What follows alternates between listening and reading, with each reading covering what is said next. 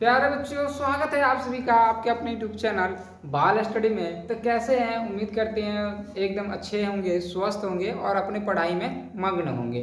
चलो, तो आप सभी के लिए एक और धमाकेदार क्लास लेके आ चुके हैं जिसका नाम है रासायनिक बल गतिकी, है ना। ये आपका चैप्टर 3 में आता है, लेकिन यहाँ पे अब एनसीईआरटी के हिसाब से अभी चल रहे हैं चैप्टर 4 में, है ना। तो चैप्टर 4 आपका यहाँ पे अभी हम लोग करने वाले। जैसे 3 इसलिए बोले, ऐसे तो रियली में है ये चैप्टर 4 ही, लेकिन आपका ठोस अवस्था अगर हटा दिया गया तो अगर आप उसे हटाते हैं तो ये चैप्टर 3 में हो जाएगा, और अगर ठोस अवस्था को आप लेकर चलते हैं तो ये चैप्टर 4 में होगा, ठीक ना। तो इसलिए चैप्टर 4 ही है, इसे आप चैप्टर 3 भी बोल सकते हो, ठीक है। चलो, तो ये देखो, आज हम लोग इसका VPI सब्जेक्टिव क्वेश्चंस करने वाले हैं। मतलब इस चैप्टर से यानी रासायनिक बल गतिकी से जितना भी आपका 2 अंक का 5 अंक का क्वेश्चंस बन सकता है वो सब आज हम आपको करवाने वाले हैं, ठीक ना। तो बस आप हमारे साथ बने रहिएगा, एकदम एक एक क्वेश्चंस आपके दिमाग में सेट हो जाएगा, एक एक क्वेश्चंस आपको पता चलेगा कि ये इसका आंसर कैसे हुआ।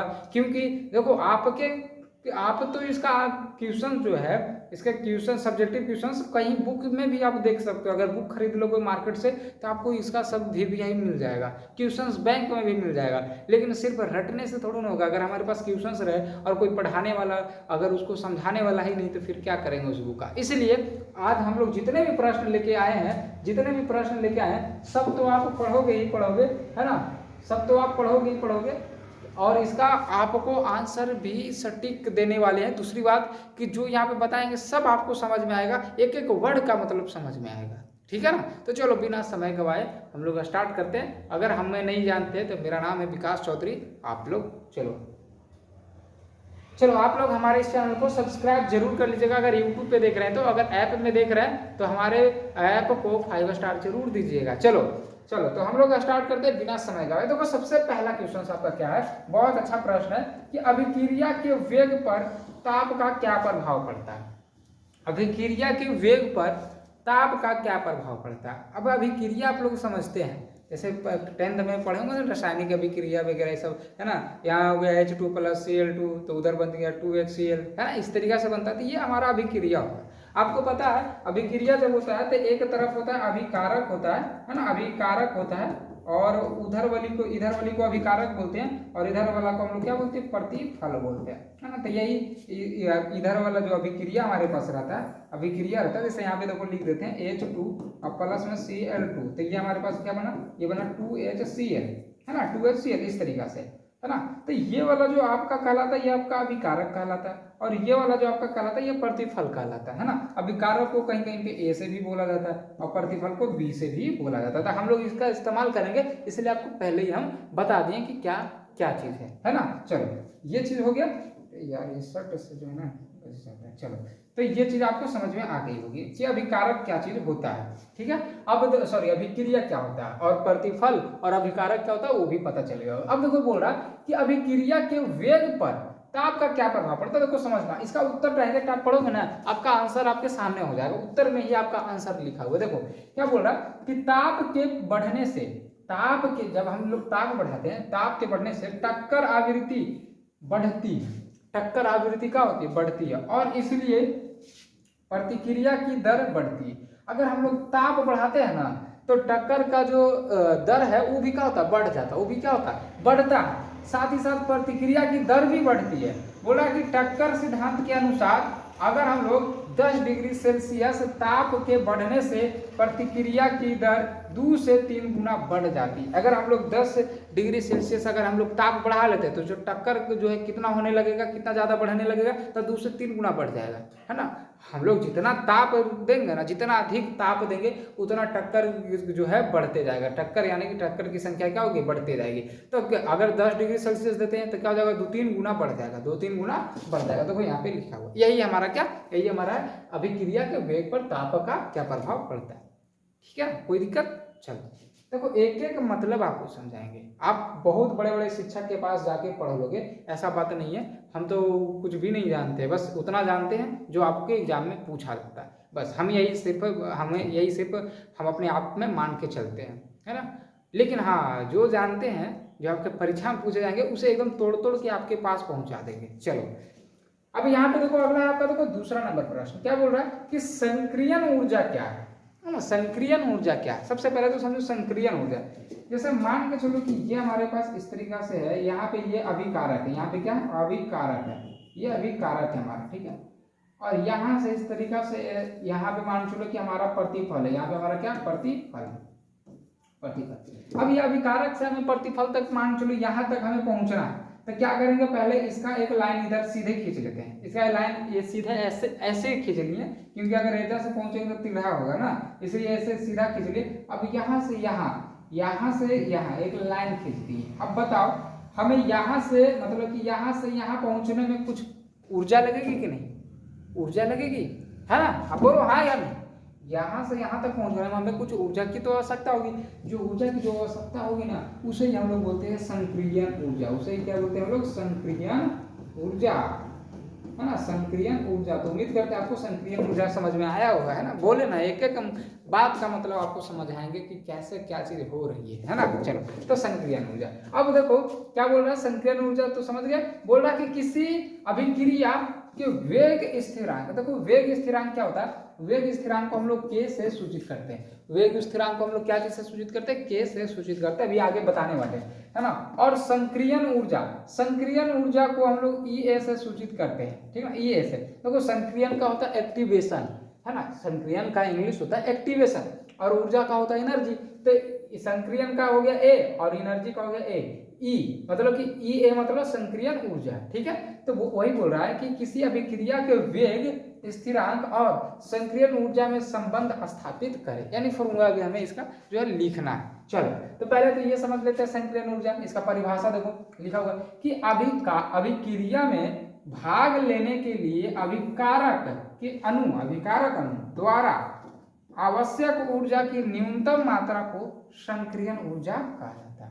जो अभिक्रिया में जो भाग ले रहा है अभिकारक के अणु, वही बोल रहा है कि अभिकारक के अणु द्वारा ही आवश्यक ऊर्जा, जो ऊर्जा की आवश्यकता होती है, जो इसको ऊर्जा की जो आवश्यकता होगी, जो न्यूनतम ऊर्जा की आवश्यकता होगी, उसके मात्रा को ही, जितना ऊर्जा चाहिए अभिकारक को, है ना, उसके मात्रा को ही संक्रियन ऊर्जा कहते हैं। उसके मात्रा को ही क्या कहते हैं, उसकी मात्रा को ही क्या कहते हैं, संक्रियन ऊर्जा कहा जाता है। अब देखो, अब आगे देखो है आपका, यहाँ से ये चीज समझिएगा, है ना।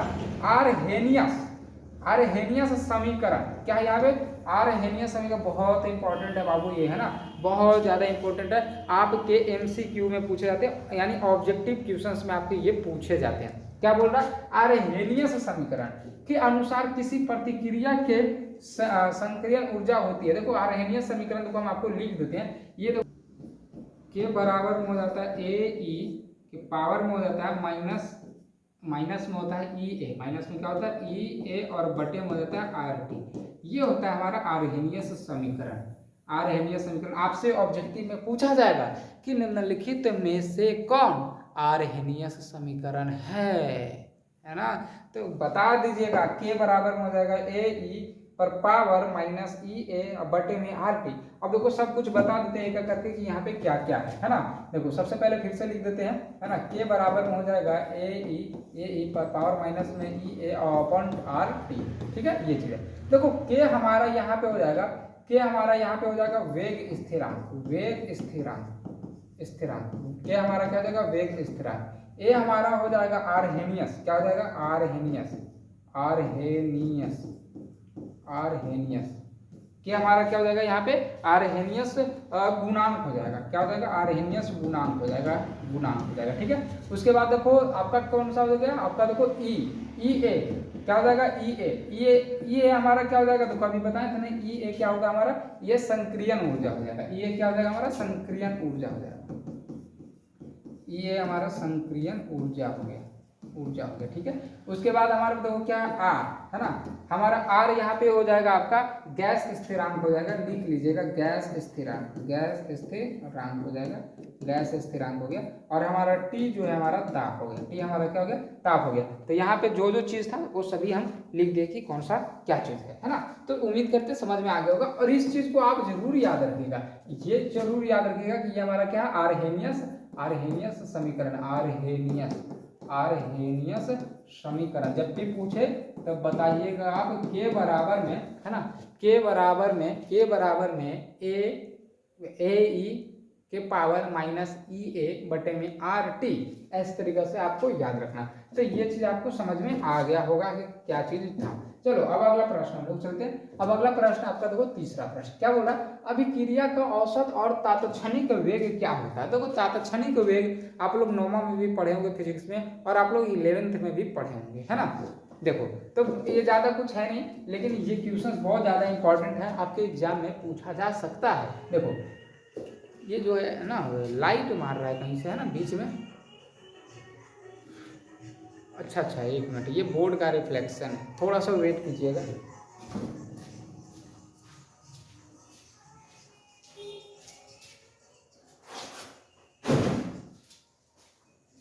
ये बोर्ड का रिफ्लेक्शन, वाइट बोर्ड था ना, तो वही चीज आ रहा है। अच्छा एक तो हटा है, अभी एक जो सामने जो बोर्ड दीवार में लगा हुआ है, अब उसका आता है हल्का। देखो यहाँ पे चलो कोई दिक्कत नहीं, आपको तो क्लियर दिख ही रहा होगा, उससे तो कोई दिक्कत है नहीं। हाँ तो यहाँ पे देखो अभिक्रिया का औसत और तात्क्षणिक वेग क्या होता है। तो देखो इसका उत्तर आप पढ़ोगे ना आपके दिमाग में आ जाएगा। देखो क्या लिखा हुआ, अभिक्रिया का औसत वेग जब किसी रासायनिक अभिक्रिया में किसी पदार्थ की सांद्रता में एक निश्चित समय अंतराल में होने वाले परिवर्तन को मापा जाता है, उसे अभिक्रिया का औसत वेग कहते हैं। ठीक है, उसे अभिक्रिया का औसत वेग कहते हैं। यहाँ हो जाएगा r बराबर में, यहाँ पे देखो होगा क्या, माइनस में यहाँ पे आएगा और डेल ए आ जाएगा और अपन में हो जाएगा t। ठीक है, और देखो ये हमारा हो जाएगा अभिकारक, अभिकारक जो है माइनस में होता है, और ये देखो समय में परिवर्तन कर रहा है यहाँ पे। अब देखो यहाँ पे प्लस में आ जाएगा डेल बी, ये हमारा क्या हो जाएगा, प्रतिफल हो जाएगा हमारा, ये क्या हो जाएगा, प्रतिफल। तो यही आपका होता है औसत अभिक्रिया। ये चीज आप यहाँ से याद रखिएगा। आप इसे लिखो या ना लिखो, सिर्फ परिभाषा भी लिख दोगे चलेगा, लेकिन ये भी चीज अगर लिख देते हो तो ज्यादा अच्छा रहेगा, वरना नहीं भी लिख सकते, कोई दिक्कत नहीं। अब इसके बाद हमें देखो क्या बोला कि तात्क्षणिक वेग क्या होता है ना। तो यहाँ पे देखो उत्तर में लिखना कि अभिक्रिया का तात्क्षणिक वेग, देखो यहाँ पे ये चीज लिख के डैश देना और लिखना कि किसी विशेष समय पर, यानी इंस्टेंट समय, है ना, एकदम खास समय, किसी विशेष समय पर अभिक्रिया की गति को तात्क्षणिक वेग कहा जाता है। जैसे आप बाइक चला रहे हो और आपने एक बार एक अपने स्पीड को देखा, किसी समय पे अपने बाइक के स्पीड को देखा, तो वही स्पीड तात्क्षणिक स्पीड कहलाता है, यानी तात्क्षणिक वेग कहलाता है। ठीक ना, तो वही देखो बोला कि किसी विशेष समय पर, जिस समय पे आप उस स्पीड के आप उस स्पीड को देखे हो, वही स्पीड यानी कि वही वेग आपका तात्क्षणिक वेग कहलाता। लेकिन यहाँ पे अभिक्रिया का बात किया जा रहा है, तो लिखेंगे कि किसी विशेष समय पर अभिक्रिया की गति, यहाँ पे अभिक्रिया का बात कर रहा है तो अभिक्रिया की गति, है ना, तात्क्षणिक वेग कहलाता है। ठीक है, चलो अब इसके बाद हम लोग अगला प्रश्न पे चलते हैं। आपका अगला प्रश्न है चौथा पे नंबर, क्या बोल रहा है कि किसी रासायनिक अभिक्रिया ए से बी, है ना, मतलब ए प्लस बी प्रतिफल की अभिक्रिया का दर अगर r बराबर इतना हो तो अभिक्रिया की कोटि, देखो बहुत आसान है ये चीज निकालना, एकदम आसान है, बहुत कुछ है नहीं। देखो हमारे पास r बराबर देखो दिया हुआ है, k दिया हुआ है, फिर a, यहाँ पे देखो इसका 1/3 दिया हुआ, और इंटू में देखो b जो हमें दिया हुआ 1/3 दिया हुआ। हमें कोटि पूछ रहा है, क्या पूछ रहा है, कोटि। देखो कोटि जब भी पूछे ना बाबू, ध्यान दीजिएगा, कोटि जब भी पूछे इस तरीका से देखे तो आप करिएगा क्या, आप बस एक ही चीज कीजिएगा कि इसका जो पावर है इसको जोड़ दीजिए, इसका पावर वो क्या करना, जोड़ देना, बस हमारे पास जो निकल जाएगा, जो हमसे पूछा जा रहा है। तो 1/2 और प्लस में 1/3, इसका एलसीएम आ जाएगा 6, आ जाएगा 3 + 2, यानी ये आंसर आ जाएगा 5/6, इसका आंसर हो जाएगा। क्वेश्चंस में भले दम है, क्वेश्चंस में दम है, लेकिन इसका उत्तर में क्या है, जरा सा भी दम नहीं है ना। क्वेश्चंस भले लग रहा है ना कि कितना बड़ा, कैसा कैसा लग रहा है, टेढ़ा मेढ़ा, है ना, लेकिन जो इसका आंसर है एकदम छोटा। तो आपसे जब भी पूछे कि अभिक्रिया की कोटि, अभिक्रिया की कोटि के लिए ये फॉर्मूला था, आप याद कर लेना कि r बराबर अगर इस तरीका से रहा कि मान चलो a के पावर x है, ठीक है ना, a के पावर x यहाँ पे कांस्टेंट के कर देते हैं, और इंटू b के पावर y है, तो आप चुपचाप से x + y कर देना, आपका कोटि निकल जाएगा, आपका कोटि निकल जाएगा। कोटि निकालने के लिए क्या करना, ऊपर में जो घात है उसको क्या कर देना, ऊपर में जो घात है उसको क्या कर देना, उसको ऐड कर देना, आपका घात मतलब आपका कोटि जो है निकल जाएगा। अरे यार ऐसे हो ना, बताओ, एक मिनट रुक जाना, आप लोग थोड़ा सा रुक जाना। देखो आप लोग को तो पढ़ा रहे हैं, लेकिन हम अपना भी तो सेफ्टी करना जरूरी है ना, है ना। अब कितने सारे बच्चे देख रहे हैं, बोलेंगे कि सर कैसे कैसे रहते हैं। अब ठीक लग रहा है, आप लोग मजाक नहीं उड़ाइएगा, ठीक ना। चलो समझ में आ गया ना, कोई दिक्कत। चलो एक चीज़ लेकिन है, क्या चीज़ देख रहे हो ना, मेरे फेस पे ग्लो बहुत ज़्यादा है ना, एकदम देखो चमक रहा है मेरा फेस। देखो मेरा फेस पे जैसे लग रहा है ना कि आईना है। आईना पे कैसे अगर लाइट मारता है तो चमकता है, उसी तरीके से देखो चमक रहा है मेरा फेस, है ना। बहुत ज़्यादा गोरे हो गए हम, देखो यहाँ पे चमक रहा है ना। नज़र नहीं लगाइएगा आप लोग। चलो अब अगला नंबर प्रश्न है, देखो क्या बोल रहा है, 5वां कि निम्नलिखित की परिभाषा दे। बस कुछ नहीं है, अभिक्रिया की कोटि। अभिक्रिया की कोटि अभी हम लोग पढ़े थे। उत्तर में लिखिएगा कि किसी रासायनिक अभिक्रिया की कोटि वह संख्या होती है जो अभिक्रिया की दर को प्रभावित करने वाले अभिकारकों की सांद्रताओं की घातों का योग होता है। घातों का बस उसका क्या कर देते हैं हम लोग, योग कर देते हैं, इसी को तो हम लोग बोलते हैं, है ना। इसके अगर नीचे में लिखिएगा तो लिख लीजिएगा इस तरीका से, देखो इस तरीका से आप यहाँ पे लिख लीजिएगा। जैसे यहाँ पे देखो आपको लिख के हम दिए हैं, इसी तरीका से यही वाला चीज लिख दीजिएगा कि R बराबर में आ जाएगा K, फिर यहाँ पे आ जाएगा A x और इंटू में आ जाएगा B और आ जाएगा y। इस तरीके से आप लिख लीजिएगा। तो कोटि हमें निकालना है, तो कोटि बराबर में क्या आ जाएगा, कोटि बराबर में x प्लस वाई, बस ये चीज होगी, ठीक है। उसके बाद हमारे पास है थ्रेशोल्ड ऊर्जा, क्या है, तो ये चीज भी है, इसका भी आप लिख लीजिएगा। यहाँ पे देखो लिखा हुआ कि किसी रासायनिक अभिक्रिया को आरंभ करने के लिए आवश्यक न्यूनतम ऊर्जा को थ्रेशोल्ड ऊर्जा कहा जाता है। देखो रासायनिक अभिक्रिया को, जैसे हम लोग मान के चलो कि जैसे बाइक चलाते हैं, तो जब बाइक चलाते हैं तो शुरू में कुछ ऊर्जा की जरूरत पड़ती है ना, कुछ शुरू में कुछ ऊर्जा की जरूरत पड़ती है, तो समझो एक तरीका से उसे ही क्या बोल रहे हैं, उसे ही हम लोग बोल रहे हैं थ्रेशोल्ड ऊर्जा। मतलब जो शुरू में जो हमें ऊर्जा की जरूरत पड़ती है उसे थ्रेशोल्ड ऊर्जा कहते हैं। लेकिन वहां पे बाइक चलाने पे ये लागू नहीं होगा, ये अभिक्रिया पे लागू होगा, ठीक ना। अभिक्रिया, कोई भी अभिक्रिया हम करवा रहे हैं तो उसमें जो शुरू में जो ऊर्जा लगती है उसे ही थ्रेशोल्ड अभिक्रिया कहते हैं। बस है, इसमें कुछ नहीं, आप इसे लिख लेना और एक दो बार पढ़ोगे याद हो जाएगा, ठीक ना। लेकिन हाँ कॉपी में लिखते हो ना आप लोग कि नहीं लिखते हो, कॉपी में लिख के याद कर लेना सब चीज का। अगला देखो आपका 6वां नंबर प्रश्न है कि प्रथम कोटि की अभिक्रिया का वेग स्थिरांक 0.005 मीटर इनवर्स है। इस अभिक्रिया का अर्धकाल समय, अर्धकाल मतलब टी हाफ, यानी ये हमसे पूछा जा रहा है, निकाले। तो देखो यहाँ पे हल हम लिखेंगे, हल लिख के हमें टी हाफ चाहिए, है ना। क्या चाहिए, टी हाफ चाहिए, ये चाहिए। इसका जो फॉर्मूला होता है वो होता है 0.693 होता है और बटे में यहाँ पे के हो जाता है, क्या हो जाता है आपका यहाँ पे 693 हो जाता है। ऑप्शन सॉरी 693 होता है, हाँ 693 होता है, थोड़ा सा कंफ्यूज हो गए थे। तो ये आपका होता है अर्धकाल समय का जब भी फॉर्मूला पूछे तो ये फॉर्मूला आप यहाँ पे याद रखिएगा कि टी हाफ बराबर में होता है 0.693 बटे में के। आपसे देखो अभी हम लोग कई क्वेश्चंस करेंगे जिसमें ये यूज आने वाला है, तो आप ध्यान में रखिएगा। अब हमें देखो क्या दिया हुआ, वेग स्थिरांक। वेग स्थिरांक को हम लोग क्या बोलते हैं, के, आपको पता। तो हमें के का मान दिया हुआ, के का मान दिया 0.0005 मीटर इनवर्स, यानी कि मिनट इनवर्स दिया हुआ, मिनट इनवर्स दिया हुआ, ठीक है। तो ये चीज हमें चाहिए थी, इसको ऐसे ही रहने दो, 1/2 बराबर में 0.693 और बटे में के का मान यहाँ पे आ जाएगा 0.0005, ये चीज। अब यहाँ पे आ जाएगा मिनट इनवर्स, क्या आ जाएगा यहाँ पे मिनट इनवर्स में, ये यहाँ पे क्या है मिनट इनवर्स में, ठीक है। अब आप देख लो कैलकुलेशन कितना बड़ा।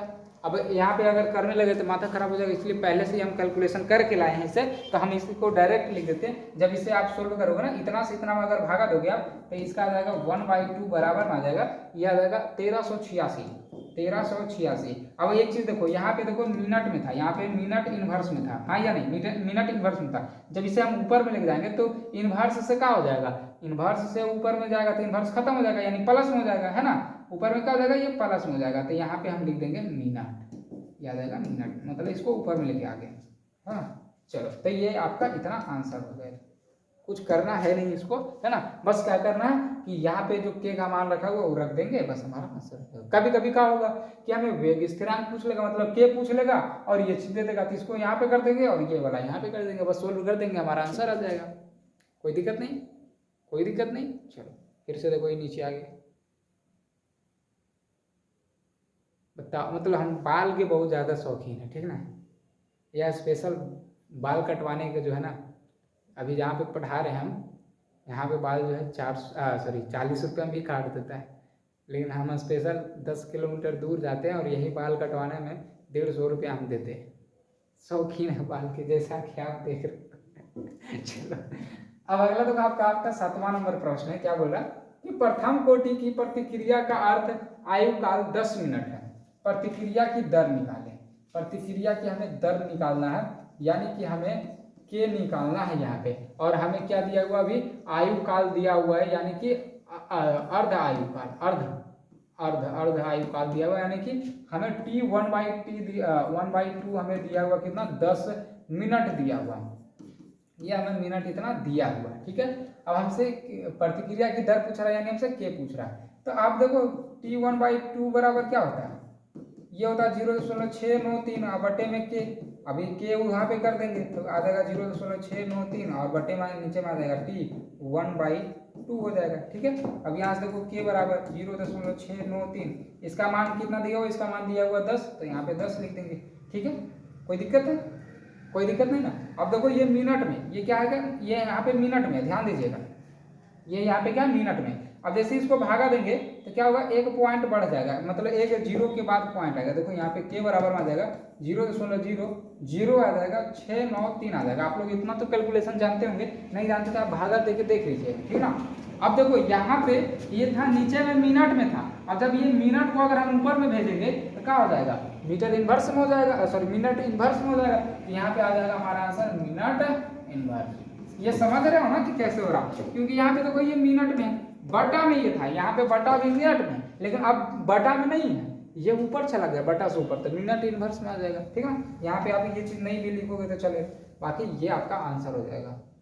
हाँ, ये आपका आंसर हो जाएगा। ठीक है, चलो अब अगला, अब आपका जो यहाँ पे 9वां नंबर प्रश्न है वो देखो क्या बोल रहा है, बोला कि प्रथम कोटि की अभिक्रिया के वेग स्थिरांक के है ना, के का मान 60 डिग्री दिया हुआ है, यानी के का मान 60 सेकेंड दिया हुआ।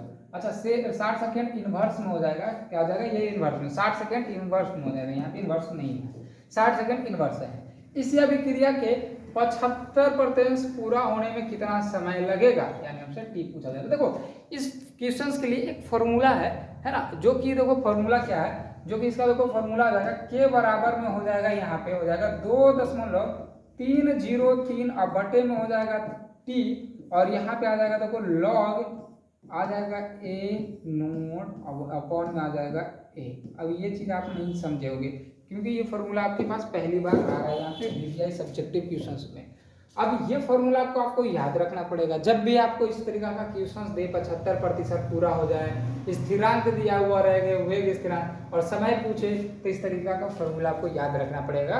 के बराबर में होता 2/303 है ना, बटे में हो जाएगा, सॉरी 2.303 बटे में हो गया 3, सॉरी टी लॉग आ जाएगा ए नोट बटे में ए। इस तरीका से आपको याद रखना। अब देखो यहाँ पे ये समझो, ये ए है क्या, ऊपर वाला ए क्या है, तो ये आपका हो जाएगा प्रारंभिक सांद्रता। प्रारंभिक, देखो समझना, प्रारंभिक सांद्रता, प्रारंभिक सांद्रता, इसका मतलब भी समझाएंगे हम, क्वेश्चन बताएंगे तब समझाएंगे, अभी बस लिख देते हैं प्रारंभिक सांद्रता। और ये जो ए है, ये है टी समय पर सांद्रता, टी समय पर सांद्रता, इसका मतलब भी हम समझाएंगे, थोड़ा सा वेट करो, अभी बस क्या किए लिख दिए इसका।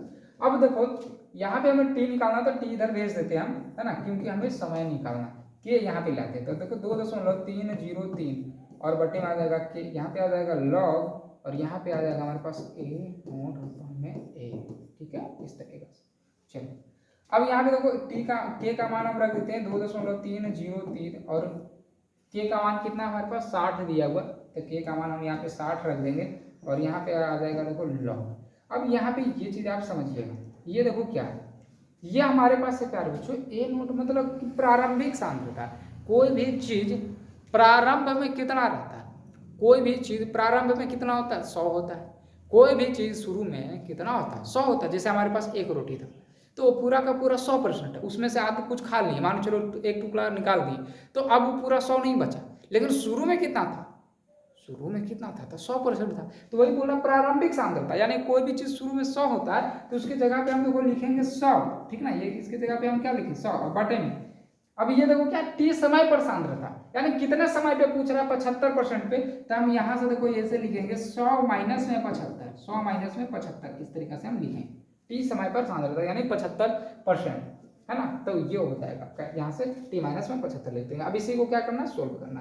अब इसी को देखो सोल्व करने के लिए हम पेज आगे बढ़ाते हैं। तो यहाँ पे आ जाएगा देखो t बराबर में आ जाएगा हमारे पास 2.303 और बटे में कितना था 60 का, बटे में क्या था 60, और इधर आ जाएगा लॉग, यहाँ पे आ जाएगा 100 और घटाएंगे 100 में से 75 घटाएंगे 25 बचेगा, ठीक ना। अब ये से ये कट जाएगा 4, तो यहाँ से आ जाएगा t बराबर में 2.303 और बटे में आ जाएगा 60 और गुणे में यहाँ पे आ जाएगा कितना log 4। अब देखो log 4 का मान कितना होता है ये चीज़ तो आप लोग को पता है, अगर नहीं पता तो हम बता देते हैं, है ना। log 4 का जो मान होता है आपका 1.38 लगभग में होता है, ऐसे तो 1.389 भी लिख सकते हो, हम 8 लेके चल रहे हैं। और जब आप क्या करोगे, ये दोनों को गुणा करके इससे भागा देंगे तो लास्ट में जो आपका जो आंसर आएगा वो आएगा, देखो लिख देते हैं हम, है ना। ये आएगा लास्ट में आपका 0.0524, इतना आएगा लगभग में, इतना लगभग में आपका आएगा, ठीक है मिनट, ये चीज, ठीक है, इतना आपका हो जाएगा लगभग। देखो ये कैलकुलेशन वाली चीज़ है, आप तो इतना कर लोगे, पहले दोनों में गुना करना फिर भागा देना, कैलकुलेशन तो आप निकाल लोगे। तो ये चीज़ आपको उम्मीद करते हैं समझ में आ गया होगा कि किस तरीके से हुआ है, ठीक है ना। कैसे कैसे ये फॉर्मूला लिखा है, के बराबर होता है 2.303 ऑफर में टी लॉग ए और बटे में ए। ये वाला ये क्या है, प्रारंभिक सांद्रता, ये क्या है टी समय पर सांद्रता। बस यहाँ पे सबको लिख दिए, इसको सॉल्यूशन किए और फाइनल में यहाँ पे आपका आंसर है, ठीक है। चलो अब आपका अगला प्रश्न है, अगला प्रश्न है देखो 11 नंबर प्रश्न। क्या बोल रहा है कि प्रथम कोटि की अभिक्रिया किसे कहते हैं। प्रथम कोटि की अभिक्रिया क्या होता है, प्रथम कोटि की अभिक्रिया में इसका कोटि कितना था, कोटि मतलब घात कितना होता है, 1 होता है। बस इसका आंसर यही लिखिएगा आप कि वह अभिक्रिया जिसमें अभिक्रिया की दर अभिकारक की सांद्रता के प्रथम घात, मेन चीज यही प्रथम घात, अगर शून्य कोटि बोलेगा तो घात कितना होगा, शून्य होगा, घात कितना होगा, शून्य होगा। अगर प्रथम कोटि बोलेगा तो घात 1 होगा, ठीक ना। तो प्रथम घात के समानुपाती होता है, उसे प्रथम कोटि अभिक्रिया कहते हैं। बस इतना सिंपल में याद रखना, और ये बहुत ज्यादा इंपॉर्टेंट है, आपसे एग्जाम में पूछा जाता है। अब अगला प्रश्न है आपका, देखो समय कम लगे इसलिए लिख दिए हैं, ऐसा तो मुंजवानी हम लिख सकते थे, लेकिन जब क्लास लेने के लिए जब आए ना तो सोचे नहीं लिख देते हैं पहले ताकि समय कम लगे, नहीं तो लिखते करके फिर तो ज़्यादा समय लग जाता। अब देखो यहाँ पे आपका 12वां नंबर है कि अभिक्रिया के वेग पर ताप का किस प्रकार प्रभाव पड़ता है। ये शुरू में ही प्रश्न आपको बता दिए थे, आर्हेनियस समीकरण क्या है, शुरू में ये आपको हम ये बता दिए थे, है ना। यहाँ पे देखो उत्तर में लिख लेना आप कि ताप बढ़ाने पर अभिक्रिया की वेग बढ़ती है, क्योंकि प्रभावकारी टक्करों की संख्या बढ़ती है। जैसे ताप बढ़ाते हैं तो प्रभावकारी टक्करों की संख्या बढ़ जाती है। अगर हम लोग 10 डिग्री तापमान अधिक देते हैं, है ना, यानी बढ़ाते हैं, तो 2 से 3 गुना ताप बढ़ जाता है ना। अब बोल रहे हैं आर्हेनियम समीकरण क्या है, तो यहाँ पे बताया था ना, आर बराबर में होता है ए ई के पावर माइनस ई ए और अपॉन में आर टी, यहाँ पे के होता है, आर नहीं होता है, के होता है, ठीक है। चलो